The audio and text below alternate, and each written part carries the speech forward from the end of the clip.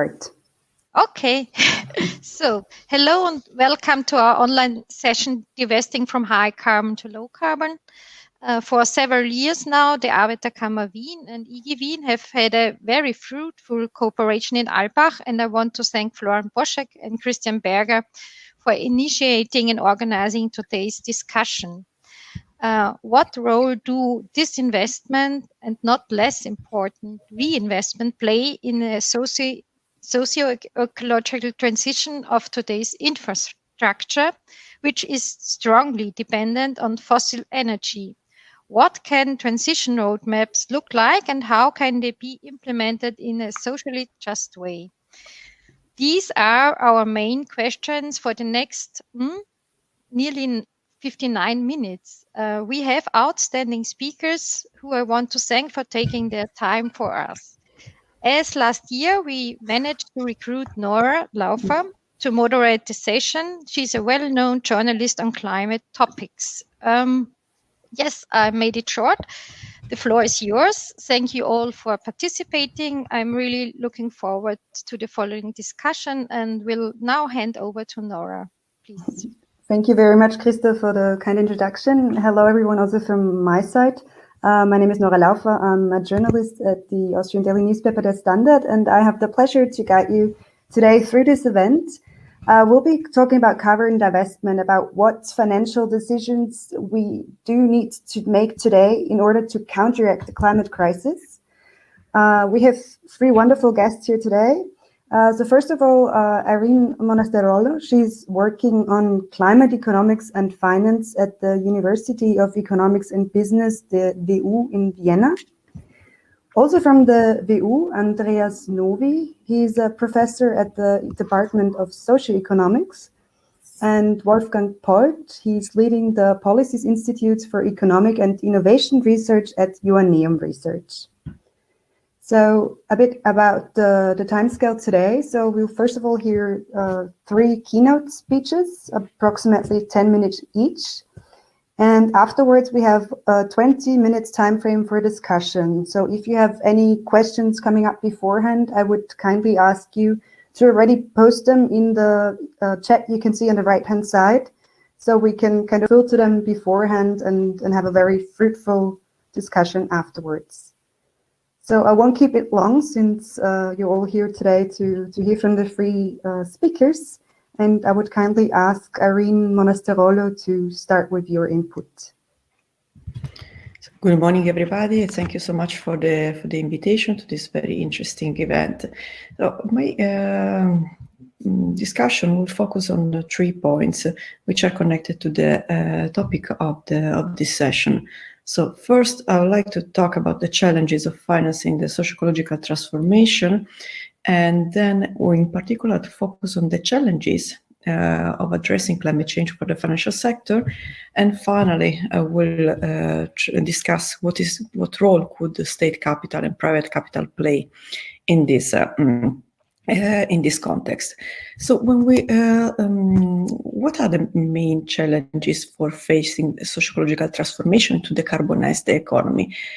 These challenges are mostly come so far from the lack of stable and credible climate policies that are coherent with the ambitions of decarbonization of the Paris Agreement. On the one hand, even the last International Intergovernmental Panel on Climate Change report, the IPCC AR6, showed on the 9th of August that countries are not actually decarbonizing their economies at the pace and needed to to achieve the ambitious mitigation targets of the Paris Agreement, so to stay below an increase of 2 degrees by the end of the of temperature by the end of the century. And this, but however, it did not really discuss what are the challenges to do that. There has been economists, practitioners, but also a growing number of investors have advocated for the introduction of stable and coherent carbon pricing, and in particular, the introduction of a global carbon tax to signal the market on the one hand, and on the other hand, for coherent economic policy decisions, so a long-term economic policy program that would support the decarbonization of the economy. Particular, where does a government or a country want to be in 20 years in terms of objectives for decarbonizing the different sectors and scale up green investments. Without a long-term vision of how do we want the economy to be in 20 years, there will be several challenges and crucial challenges for scaling up green investments in the economy, which in turn are needed to signal the market and to scale up sustainable finance in a way that is actually an enabler for the transition and not a barrier. Because without the increase of green investments in the real economy, we cannot have sustainable development of the sustainable finance market, but we risk to have issues like asset price volatility and potential green bubbles. This is the first step. Then what are the challenges that the financial sectors face in this process? Well, the first is the lack of clear signal from policy, and in particular, a lack of global carbon pricing. But the second main challenge is the internalization of forward-looking climate risk in the risk assessment, and in particular metrics and methods for climate stress testing and for portfolio risk management. In this regard, a group of over 90 international central banks, financial regulators, and financial institutions joined the so-called Network for Green the Financial System and provided climate transition scenarios to investors that should support their climate stress test exercises. But however, there are several challenges that are connected to the use of these scenarios. Then when you apply them for climate financial risk assessment, and for instance, we focused on one, and a crucial one, in a recent publication that we have on Science. These scenarios do not account for the endogeneity of climate risk. What does it mean? It means that the possibility to achieve a mitigation scenario depend on the one hand on policy credibility, but on the other hand, on investors' expectations about risk across future scenarios.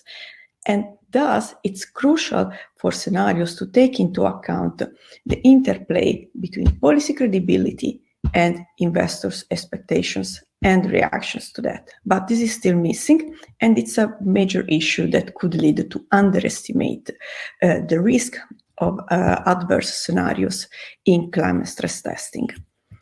So in this context, what could public and private financial authorities do? So on the one hand, in the field of central banks and financial regulators, it will be important to actually move from voluntary disclosure of climate risk in investors' portfolios to compulsory disclosure following international standards. On the green side, we have the EU taxonomy of green investments, which allow investors to identify sustainable activities. But on the other hand, this should be mainstreamed and complemented by a dirty taxonomy, which is what with my team we have been working on in the last few years.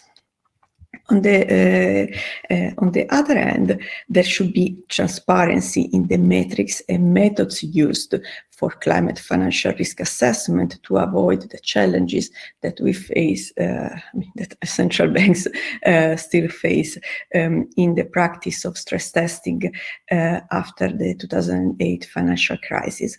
And the third point is for public authorities to give, and in particular for governments to give clear signals, which means coherent long-term economic programming for the decarbonization that would allow to scale up sustainable patient finance, so finance for long-term investments that are needed to decarbonize the economy. And this requires to go beyond the traditional idea of public sector as or role of the state as de-risking, for instance, in public-private partnership, and to move to a new vision of de-risking where also the public has a stake in the profits of the low carbon transition, because otherwise we will continue just to talk about low carbon transition as an issue of cost and not also of co-benefits that there could be both for public and private investors. Thank you very much, Irene Monasterolos. Now, Andreas, Novy, please, your input. Thank you very much. Thank you very much for the invitation. Thank you, Irene, for your introductory input. And I will continue on this, focusing on what has been called the long-term vision. Because my key argument for this discussion is that sustainable and green infrastructure is an infrastructure that enables a good life for all within planetary boundaries.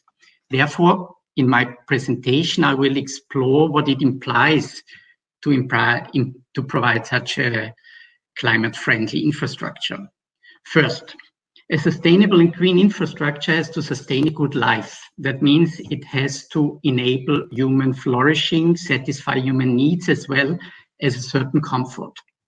Research on well-being is increasingly offering robust knowledge that material goods are increasing well-being mainly for poorer segments of the population, mainly in other parts of the world. Especially in European societies, well-being is heavily dependent on available time, on existential security, meaning a functioning welfare system, social relations, and healthy ecological environments. Sustainable and green infrastructures are therefore infrastructures that support the satisfactions of these needs. To give an example, what is needed, and this has been explained by Gernot Wagner at the Forum Alpbach a few days ago, is a shift from a car-friendly city to a people-centered city. A car-friendly city is still dominant in many places, hinders and sometimes even impedes walking, cycling, playing. Such a city creates an environment that is detrimental to health, air, and noise pollution, lacks any ecological beauty. Abandoning a car-friendly city is not a loss or a civilizational backlash. On the contrary, it enables human flourishing and will be a huge societal gain. To sum up, sustainable infrastructures have first to support those economic zones oriented towards existential provision, like healthcare, education, and food, while other economic zones like long travel holidays, luxury housing, lottery cannot count on public support. Second, living a good life must not be restricted to the select few. It is unacceptable that there is a part of the world population that lives well with an ecological footprint well above the ecologically sustainable average, while another part of the world population lives ecological sustainable, but under more or less precarious conditions. Simplified, this is still the planetary divide between the global north and the global south. Sustainable and green infrastructures, therefore, have to contribute to forms of a good life that are not provided at the expense of others.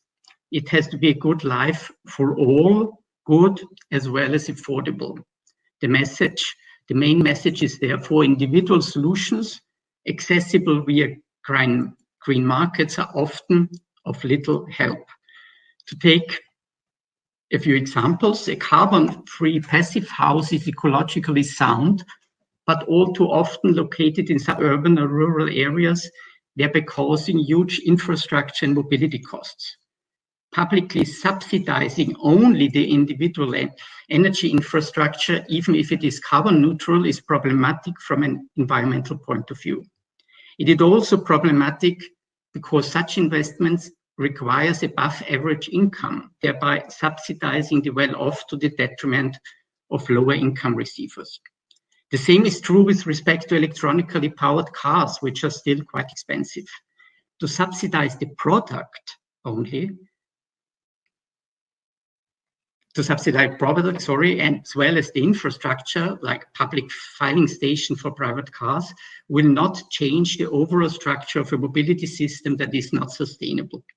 A good life for all, therefore, has to offer sustainable, affordable, and inclusive infrastructures. This implies systemic changes, for example, electronically powered public transport. This is the only sustainable e-mobility, supplemented by e-powered car sharing and e-powered bikes. The second example, providing scarce space for housing for all, requires infrastructural investments that give priority to affordable housing, supported by public, social, ecological infrastructures of high quality, like kindergarten, schools, but also green areas and public spaces for non-commercial use. To sum it up, building infrastructures for a good life for all means taking political decisions on how to distribute scarce resources, be it material or monetary. A good life for all will only be possible if investment prioritizes financing foundational goods and services, as described above, while luxury consumption will have to be restricted if it endangers such a good life for all. Third, a good life for all within planetary boundaries poses further challenges. The infrastructure of the 20th century that enabled the spectacular growth of productive capacity and of mass consumption, increasing living standards not only in the global north, but also in large parts of the global south, was a fossil fuel-based infrastructure that was not only detrimental to the human-friendly climate of the Holocene, but accelerated biodiversity loss and excessive land use.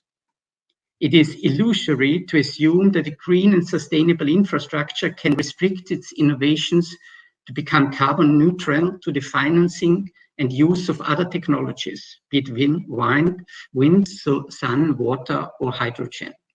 An infrastructure that respects planetary boundaries has to be much more economical, more thriftily in the required resource use. It is not enough to shift from combustion engine powered privately owned cars to electronically powered privately owned cars. More important than an efficiency revolution is a sufficiency revolution. Enough is enough has to become a guiding principle in resource use, especially for consumption by those segments of the world population that are historically and currently responsible for excessive overuse of resources and emissions. Just a few facts from the last global emission report. The top 1% of income earners worldwide is responsible for 15% of global consumption emissions. People of this high income segment will have to reduce their emissions 30-fold. The top 10% responsible for 48% of global consumption emissions will have to reduce their footprint by the factor 10. It is illusionary to assume that this can be achieved by maintaining the current level of consumption simply fueled by means of other technologies. As a consequence, divesting from carbon-intensive infrastructures means abandoning not only certain technologies, it requires a fairer distribution of resources, and it means using products and services in a different, more resource-conscious way. Enough is enough must not mean austerity and fasting. The best example of how infrastructures can be social, ecological infrastructures, sustainable and affordable, and contributing to a more joyful, flourishing life is offered by urban development. Greening the city offers the possibility to increase the quality of our neighborhoods with green spaces, leisure as well as care facilities nearby, walkability that reduces the need to use a car. This is not rocket science.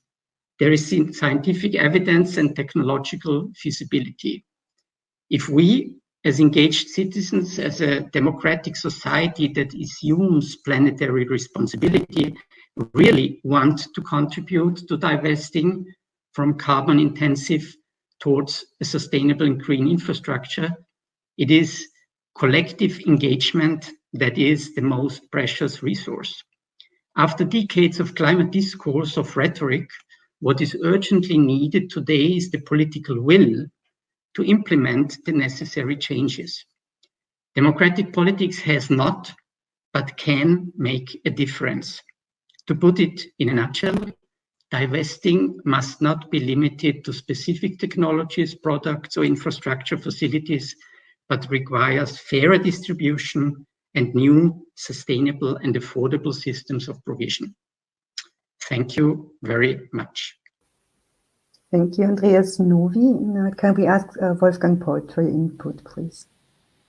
Yeah, thank you very much for having me.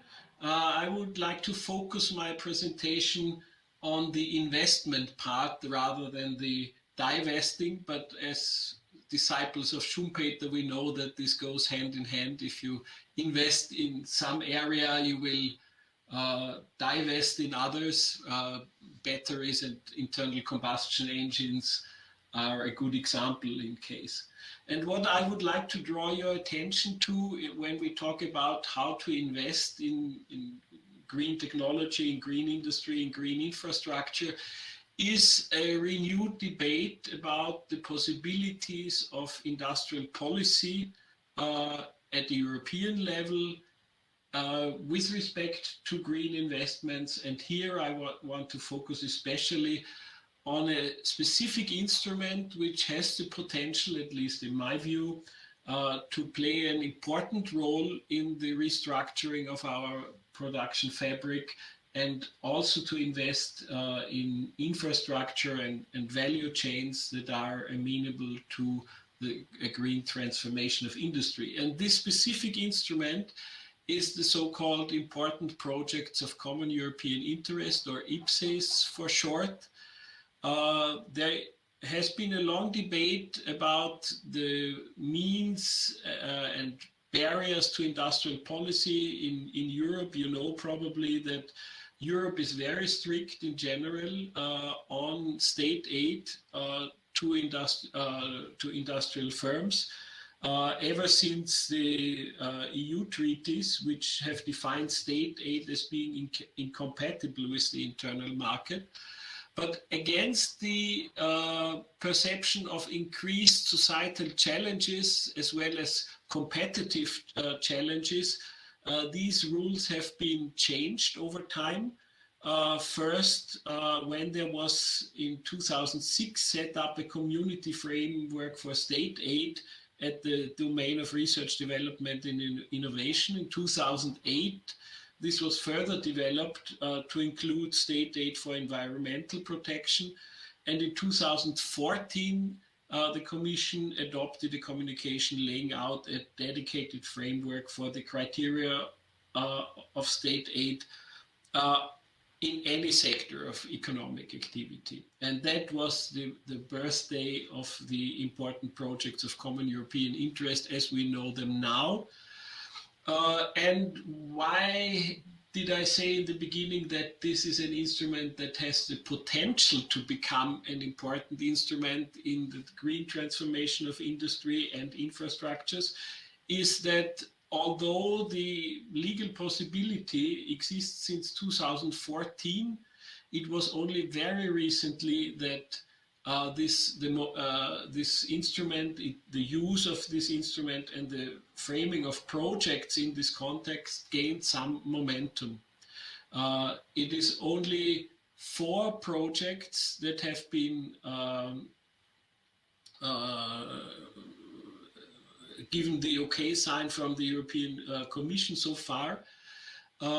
And the regulations of the Important Projects of Common European Interest foresee that these are areas, once the project is approved, where the state aid rules do not apply anymore, at least not in the strict sense as the European treaties define them, but would allow member states to finance private companies' projects up to 100% of the eligible costs, which would be an industrial policy instrument if applied to the greening of the production fabric that we have, would be a major industrial policy tool that the member states have been missing ever since the establishment of the European state aid rules, as well as the individual countries have been lacking.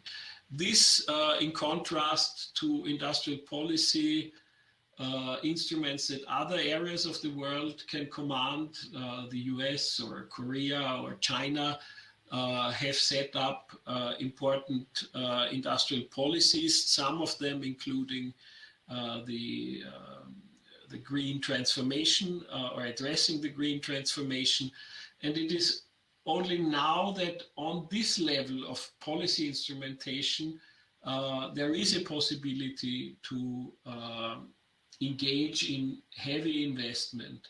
And the second reason why I said in the beginning that it's only a potential, this is not only because it's only 4 projects so far, this is also because infrastructure was not so far a major area of the application, or is not in the upcoming projects or that are in planning status. Infrastructure so far, investment so far was confined to rail bridges crossing countries, but I think this instrument has a much greater potential to allow for public investment, which would leverage private investment to a much greater extent. To give you an idea about the sums involved, the currently approved projects that is on microelectronics and on battery value chain are in the range of 1.75 billion state aid plus 6 billion leveraged private investment in the case of microelectronics, and in the case of battery technologies, it would be 3.2 billion in funding from the member states, expected to unlock an additional 5 billion in private investment. These are, of course, over some period, but again, it's a major investment and it's a major instrument to allow for risk sharing in long-term investment, in long-term technological development. But it's not only technological development. Again, in a change of state aid rules, this instrument would allow also to finance what the Commission calls first industrial deployment, that is beyond the pilot plant stage, the rollout into the commercial area. And that again would be an additional funding instrument which is really needed to incentivize private investments in these areas. There are, of course, flaws associated with the instrument, and that's the typical European flaws. The governance structure is not well set up. The roles between the Commission and the member states changing, and it is unclear as of yet. It is a mostly industry-driven process, and the links to the policy areas to which this industrial policy instrument should contribute, and the Commission especially mentions the European Green Deal and the digital transformation, are yet on paper, but there is no thorough connection between the policy formulation in those areas and the setting up of important projects of common European interest so far. And among other things, there are, of course, budgetary constraints. These are most of the projects that are in discussion now would affect the carbon content of the production of our industries substantially. There is an IPCEI in discussion and at the late preparatory stages already, which would finance low carbon industries, or the change of the most important carbon emitters in industries like steel, chemical industry, cement production and construction, to low carbon production or zero carbon or carbon neutrality. But this has to be, these are monies that have to be shored up by the member states, and not all member states have taken or see themselves in the position to, as of now, allocate enough funding for the years to come. Austria is participating in 2 of the current projects, and these projects have been funded through the resilience and financial facility. For the next years, financing is still up in the air, but that's a problem that is to be seen in many countries. Again, to summarize, this is an instrument, a rather new potential, a rather new instrument of industrial policy, which is gaining momentum these days. It has the usual problems of governance at the European level, but in my view, it has the potential to contribute significantly if governance structures are put in place, if governments live up to the promises and the policy goals that they have formulated in transforming the industries and the infrastructures in a green transformation. That would be one among other instruments by which to achieve that. Thank you very much. Thank you very much, all of you, for your inputs.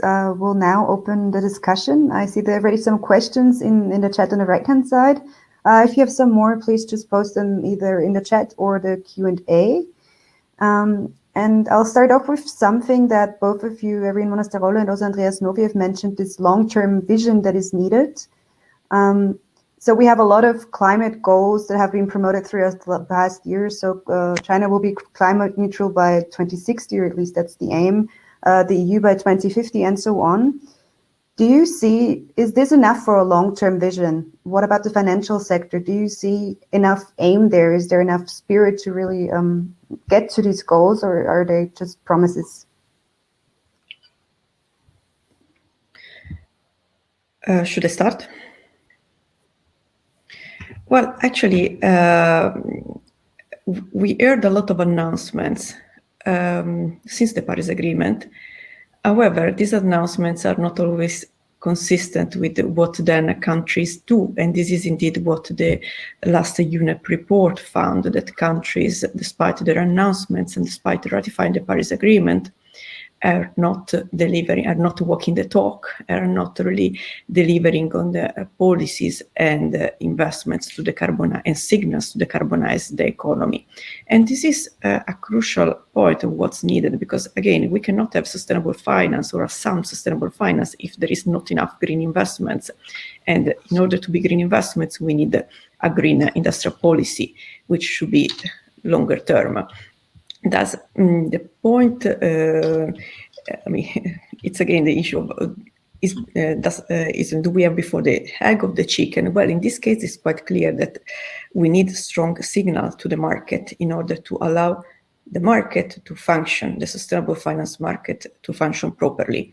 On the other hand, we also saw that a growing engagement of central banks and financial regulators on climate change, and this was actually done to fill a policy gap in this field. But however, central banks cannot, central banks and regulators cannot replace what should be done at the policy level. Andreas Novy? Yeah, long-term vision. I think the private sector is very efficient when dealing with new products and technologies. I mean, that it's a key area of acting. That's also a key focus in the European Green Deal. And that's in the literature discussed as the efficiency revolution. That that you really need less resources for a certain outcome. And I think that's an important element in the transition. But the debate is increasingly, the scientific debate is increasingly convinced that that's not sufficient, that we also need what I call the sufficiency revolution, in the sense of really focusing on what is more important than other activities. And this implies an infrastructure that gives less returns, less financial returns, less, and therefore, in general, it's much less attractive for the private sector. And if you take my long-term vision that I proposed here, this definitively implies a stronger role for investments that are long-term oriented with much lower returns, which implies a stronger role for the public sector. And I think that's definitively an important element for our discussion. These types of infrastructures, greening the city, this is not comparable with the high returns that you can get via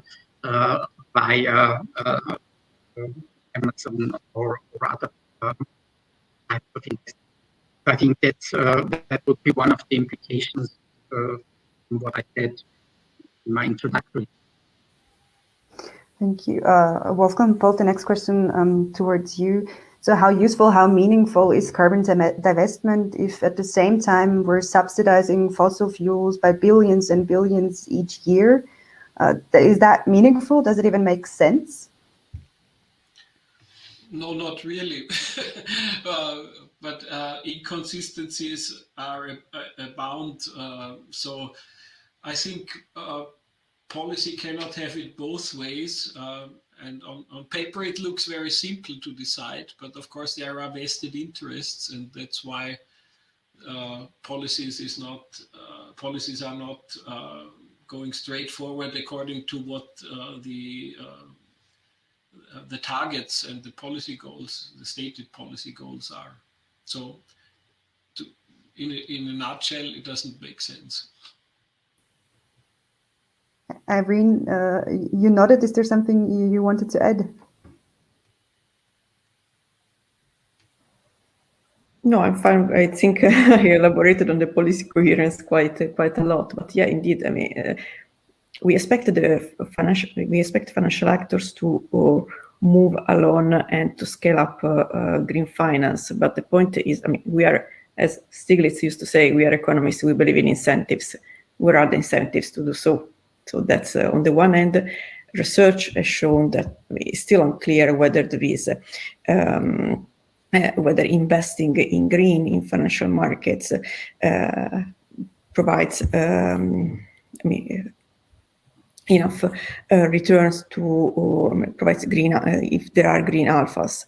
But on the other hand, the point is really why to do so, and the why to do so and the urgency to do so should be signaled by the fact that investors should be sure that there is a coherent plan to be at the level of decarbonization highlighted by the IPCC scenarios in either 2030, 2040, or 2050. There is a main, the issue of policy coherence is also crucial because we face an important issue, which is the mismatch between the short-termism of investments in finance and the long time horizon needed for climate investments.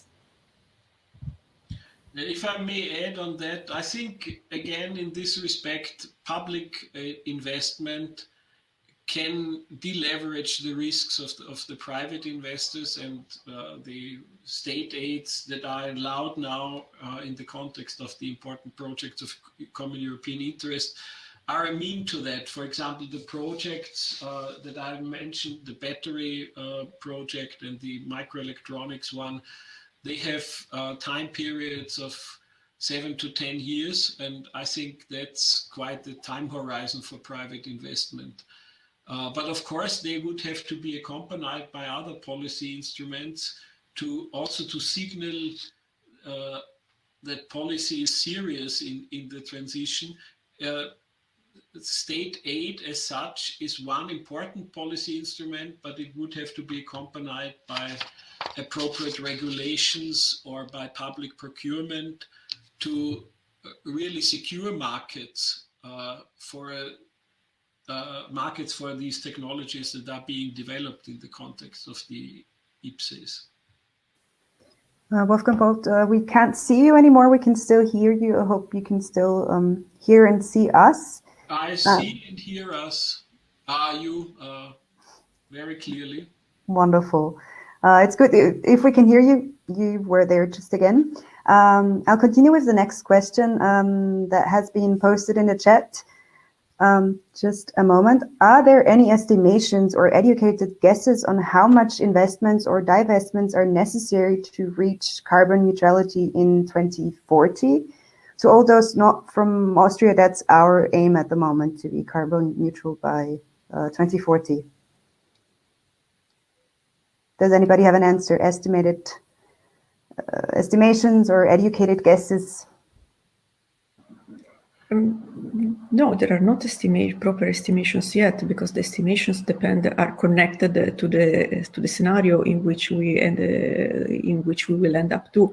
So if you just look at the IPCC or at the NGFS Network for Green Financial System, there are several scenarios of how we can get to the goals of decarbonization, and in particular there are orderly and disorderly transition scenarios, of course, which are characterized by orderly when you have an early introduction and stable introduction of climate policy at the global level, and instead disorderly you have a late and sudden introduction of the policy when investors cannot fully anticipate that. So of course the degrees of investments needed to fill the green finance gap depend on which scenario we want to be, because the scenarios are characterized by different levels of different pathways to decarbonization, which means shrinking or expansion of respectively high carbon and low carbon sectors, and thus investments are connected to that.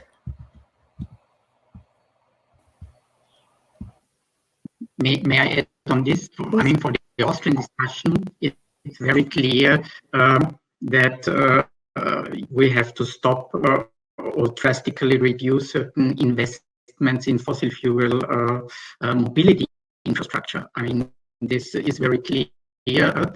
Over the last decades at the European and Austrian level, there has been much more investment in motorways and car infrastructure than in the rail infrastructure. And I think that's a minimum requirement to drastically reduce investment in motorways and other infrastructure, including airports, etc., to have resources available for rail and the reorganizing of urban spaces. I think this is a very clear starting point. Unfortunately, the political will, which I mentioned and others hinted at, is not very strong in this direction. But that's really a starting point, and if that's not possible, I think it's not very realistic to assume that the Paris targets can be achieved. So we have a next question in the chat. Philip Ganzi wants to know, can we get public data on direct investment from central banks? He said so far it didn't seem possible. Who has an answer to that? Directed to all of you. Sorry, could you repeat, because I had problems in... Of course. Can we get public data on direct investment from central banks? Well, research, I mean, we have been working in the last 2 years with my team of research on disentangling what is in the asset purchase programs of the European Central Bank as well as of national central banks with, for instance, the corporate, with the CSPP, so the Corporate Asset Purchase Program, and recently with the Pandemic Emergency Purchase Program. And there is research published showing that this is, of course, it follows the market. So we have an article which we'll be presenting really in 2 days about this, because of the mandate of there is a strong market neutrality principle that guides asset purchase. And since the market is mostly high carbon, then the purchase is mostly high carbon. And however, there are some differences, and there is heterogeneity across the central banks. In particular, what we found in our research is that the Bundesbank is more exposed in the market on automotive, while, for instance, Banca d'Italia is more exposed in the market on fossil fuels. It's not, the information can be derived, but it's not publicly accessible. It's not easy to assess that. You need to reconstruct it. And this is where a lot of work, this is what required a lot of work. In an ideal world, should it be? In an ideal world, this should be all public good. But then we come back to the issue of what do we define as dirty? And in the LAC, we have a green taxonomy, but we don't have yet a dirty taxonomy. And the point connected to that, and what we have been discussed for the last 5 years, is that brown taxonomy doesn't mean only emissions are an important indicator for climate alignment or misalignment of a firm, but they are not the only one, and probably not the most relevant one. The relevant one is the energy technology profile of the firm and of the activity now and in the future, which means the capex. And this information is not available yet, because most research has focused on emissions, because it's easier to get. It's also self-reported by most firms, in particular most carbon-intensive firms. So what we did in the last year was to develop a classification, the climate policy relevant sectors, that is now used by all financial regulators in Europe, including the Europeans and the European Central Bank, to really combine these dimensions.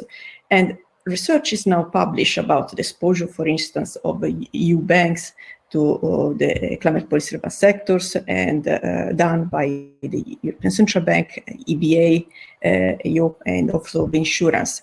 The point is that there should be more efforts to provide standardized and transparent methodology to identify shades of dirty within economic activities, and to report and to assure that companies report on that.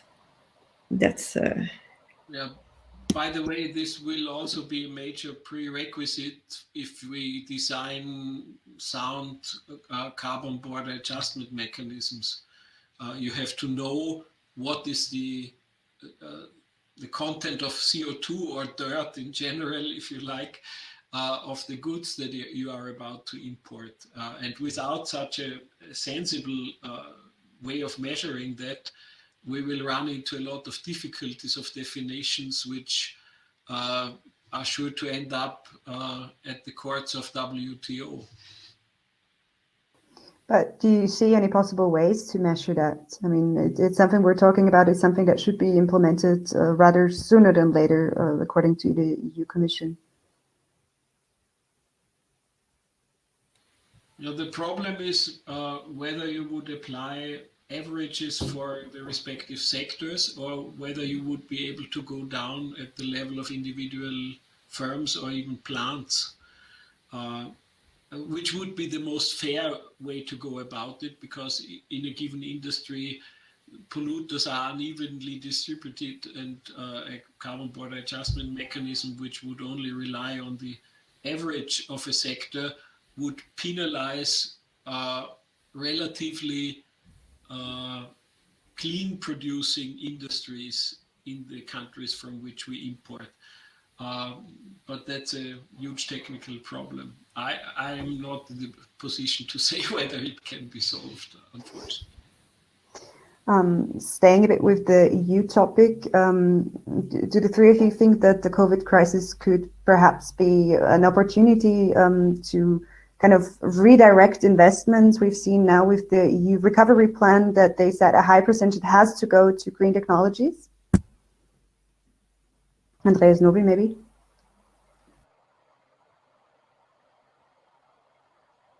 Yeah, I think there's been a lot of discussion what's the consequence of the COVID crisis, and especially for climate issues, and there has been certain enthusiasm perhaps at the beginning that if a society wants a lot of things are possible, there's been, I think, some more cautious analysis these days. But I need to think that COVID pandemic has taught us these key insights that the different economic zones are of different importance. And there are activities that are really essential. And unfortunately, that goes a little bit beyond our discussion. Unfortunately, essential services and their workers, I'm talking especially about the care sector, are not not the workers who are remunerated according to what they are delivering for society. So I think indeed, and in line with what Marina is suggesting, we have to start a discussion of on values and what is valuable economic activity, and this relates the pandemic with the climate crisis. And this would imply, once again, that certain industrial sectors, certain industrial policies have to be promoted, investment has to be incentivized, and others, and that's important, others have to be restricted and have to be reduced. And that's a key lesson. We have to learn distinguishing between the essential and the less essential. And hopefully we learn as a society, because that implies tough choices, because everybody very quickly argues that what she produces is essential. But I think there are objective criteria to say what is more or less important for certain societal challenges. And this has to be decided, and then the consequences taken as a society, as an economic system. Excuse me very much. My internet was gone for a second there. I hope you can hear me again. We have another question in the chat. It's about is improving existing infrastructure better in the long run? Are there inescapably carbon intensive, or better to pursue grant new projects? He says, think Elon Musk's Hyperloop. So what do you think? Is improving existing infrastructure better in the long run? Irene Monasterolos, do you want to answer that one? Well, both are connected. I mean, we need both, because we need both retrofitting of existing infrastructures and the introduction of climate considerations in the building of new infrastructure as population grows.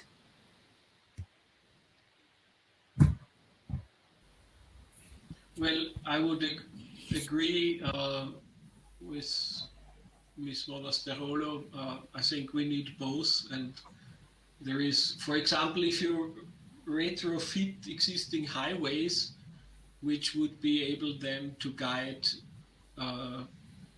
trucks and have them drive autonomously or linked to electricity supply while driving.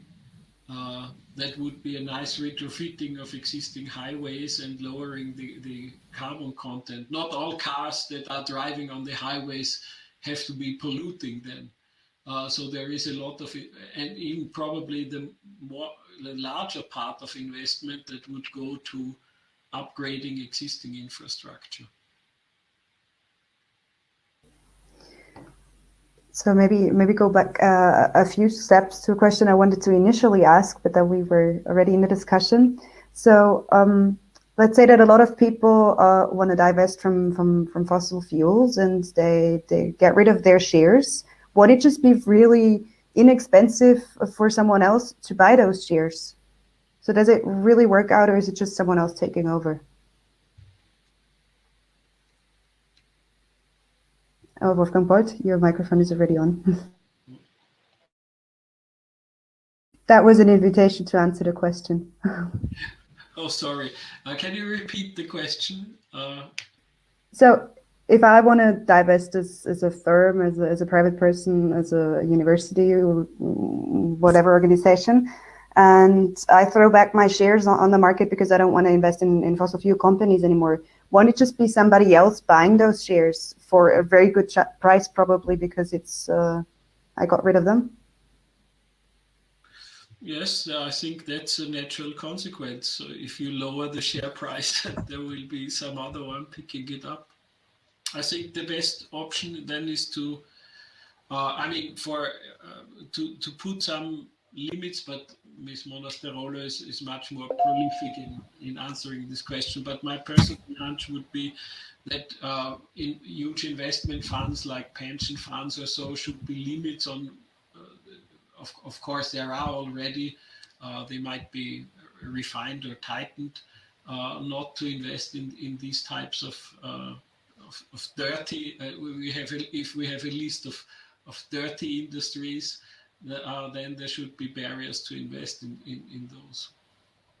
But otherwise, it would be good if you invest then in green industries, which would drive the share prices of these industries. So there is more incentive to buy those. Maybe if I can step in and complement what Wolfgang Point just said. Actually, there are two major steps that are needed. On the one hand, enforcing compulsory disclosure and risk assessment in investors' portfolio would actually contribute to signal investors on who is doing what. For instance, recently, in the last couple of years, a lot of investors have claimed to be more and more engaged in climate, and even BlackRock announced that climate is a major consideration in its portfolio. But our recent research showed that it's not. I mean, actually, they increased their portfolio exposure to fossil fuels and carbon-intensive sectors after the Paris Agreement. This is why the enforcement of compulsory disclosure and risk assessment along transparent and accessible metrics and methods to do so is important to show in large and small investors where they could invest depending on their risk profile and what they want to achieve with their portfolio, including decarbonization objectives.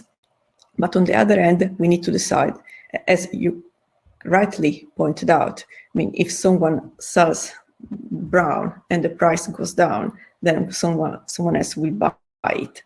And we know that these companies will, for the fossil fuel extraction activities and the production activities along the value chain will actually lose value in the next 20 years because across decarbonization scenarios and transition scenarios. So we need to decide clearly what do we want to do with these companies, because some of those companies are large and represent important share of GDP, not only low-income countries, but also in high-income countries. And some of these companies have tight connection with the public. So we need to, there should be a discussion of what to do with these companies. Should we do a bad company or a bad bank to collect all the fossil assets that will become stranded, or should these companies be supported in doing the transition, or some growing number of fossil fuel companies is already producing renewable energy because they bought the plants. and they are diversifying. For instance, CNI in Italy. So there should be a discussion. Again, we come back to a discussion of market making. So where do we want our economy to be, and how do we want our economy to be in the next 20 years? And then this is important then to inform the market. Well, let's hope there'll be many more discussions. You might hear it here in Alpbach. You can hear the church bells telling me it's already 12. So unfortunately, we also already have to finish this discussion here. Thank you very much to the three of you. Thank you to the Arbeiterkammer and the AK Wien for organizing this event. Thanks for your questions and for joining us for this session.